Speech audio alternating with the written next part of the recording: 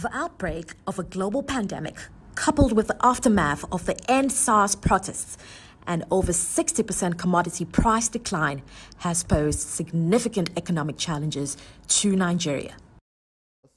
The country's central bank governor, Godwin Emefiele, alongside key members of Nigeria's private sector, held a media briefing today in Lagos on collective efforts to help resuscitate the economy. With funding challenges at the federal and state levels and an urgent need for health facility improvements, a major highlight from the briefing was a breakdown of funds as raised by the Coalition Alliance Against COVID-19, Cacovid.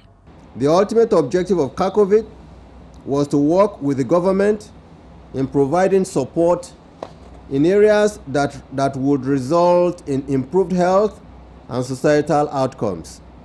We sought to aid the government in improving testing capability and management of positive cases of COVID-19 in Nigeria. In addition, Cacovid was expected to provide palliatives to vulnerable members of our society, particularly those who earn daily income and had been severely affected by the lockdown. As a result of these objectives, Cacovid requested and indeed received an outpouring of support from over 200 well-meaning Nigerians and corporates, organizations who provided in kind donations as well as funds to the tune of 39,646,100,039 naira in support of the fight against COVID-19. In order to ensure that these funds were judiciously utilized, a transparent and accountable framework was put in place by the highly rated firms of chartered accountants. We engaged KPMG Professional Services as bookkeepers and Mrs. Ernst & Young as auditors. Ladies and gentlemen, the review of the books and audit has been completed by Mrs. Ernst & Young Professional Services and is the main reason why we are here this morning. Relics of the recent EndSARS protests across the country, which impacted businesses and public assets negatively, remain with Nigerians. But how is the government intervention helped renew confidence in a faster recovery process? This was addressed by the CBN governor. The Bankers Committee and critical stakeholders in the private sector, under the auspices of the Cacovid Alliance, held a series of meetings towards developing measures that will support government's efforts in rebuilding confidence in our nation's economy. Some of the measures agreed upon by the Cacovid Alliance include: 1. Banks and financial institutions will be required to extend relief through concessionary loans, and we mean very, very concessionary loans, to affected businesses and firms so they can rebuild and restock their stores and continue to conduct their business activities.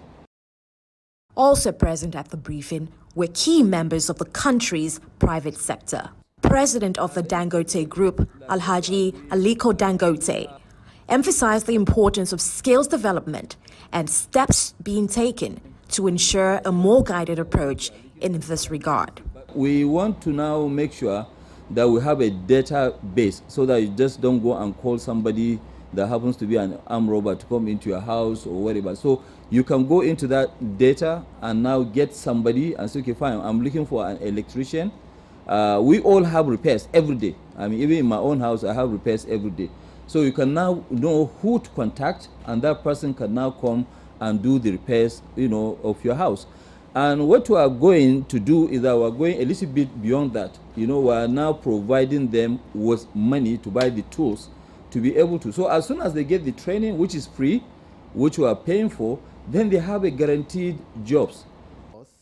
Group Managing Director and CEO of the Axis Bank Group, Herbert Wigwe, highlighted steps necessary to tackle unemployment as a major deterrent to productivity. Every transformation process will come with its own pain and hitches.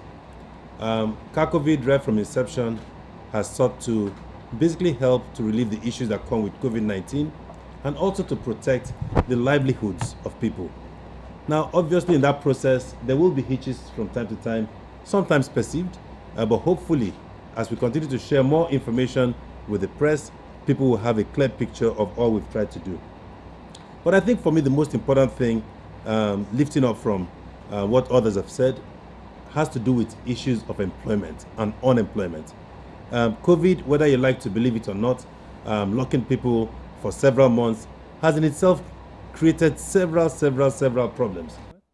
The chairman, United Bank for Africa, Tony Elumelu, spoke of collective efforts to reopen the economy following a crippling global health crisis and the challenges that came to the forefront. To open our economy was not easy.